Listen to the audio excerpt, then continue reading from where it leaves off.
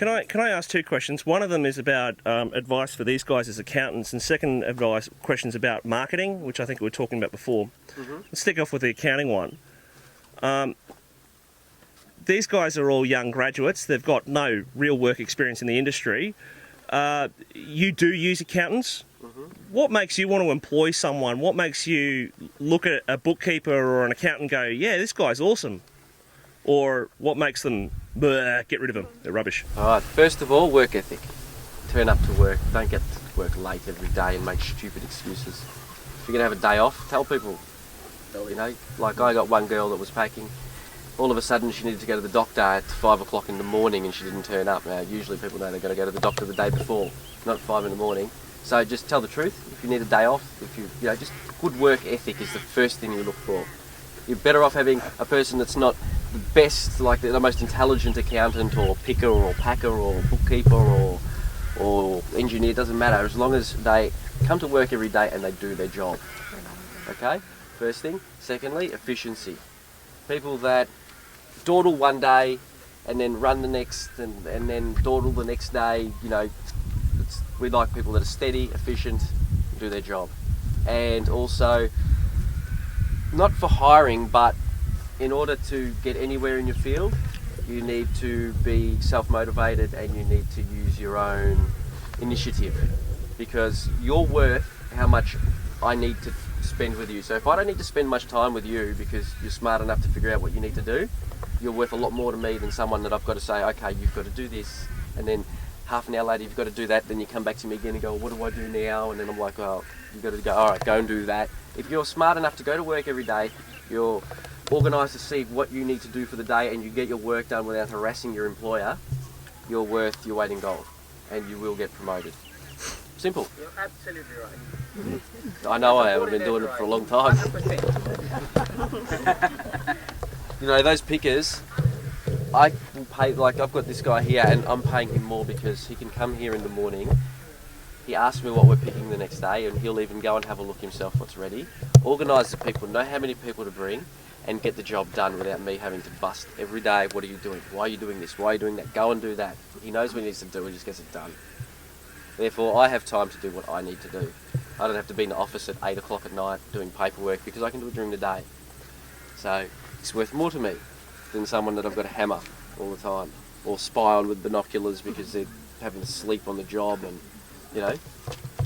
Do you value good advice from your accountants? Has it been particularly helpful?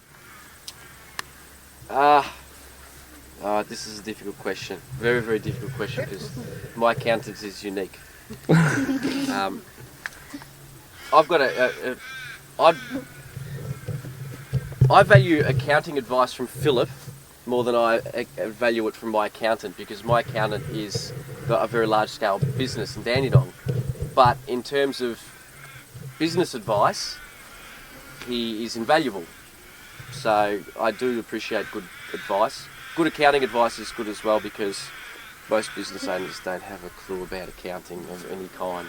Nothing. So most business owners, they really need they need a savvy, client-oriented accountant. Well, my accountant told me when I started, he goes, I'm not helping you unless you learn how to do a bit of accounting. Because he goes, otherwise you're not going to get anywhere. And it's probably the most true thing someone could say. Because if you don't have any idea about numbers, you're not going to do anything in a business. Because it doesn't matter how much of something you produce, it doesn't matter how good it is or whatever you're doing. If you can't decipher figures, you haven't got anything. You're just turning over money. It's just a waste of your time. Simple. What kind of information do you get in terms of growing your business from an accountant? The most practical advice you can get is, how do I explain this?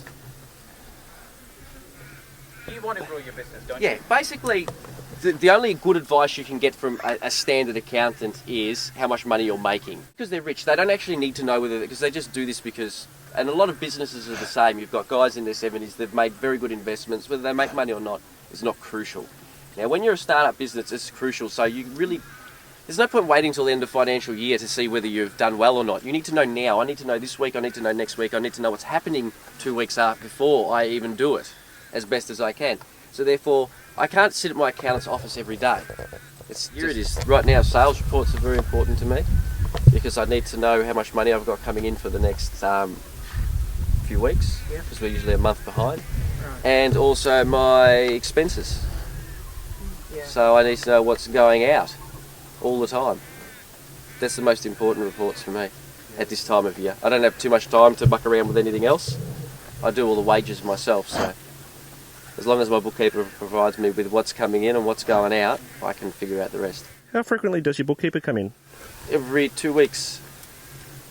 2 weeks is enough? Yes, because I do bits and pieces in between as well. So. Wow. You're keeping tally for the wages and everything. You do that and send that to the contractor. Yep. Do you? Yeah, I just did it this morning and emailed it to him. Oh, right, okay. And what was that for the last? Do you do that daily, weekly? We run a week behind. Oh. So for last week. So that was the last week. I see. And then we pay him for last week. So we work, because they're a contractor, we work. I send him the figures, he sends me an invoice, and I pay him. Right. Because otherwise he's not a contractor.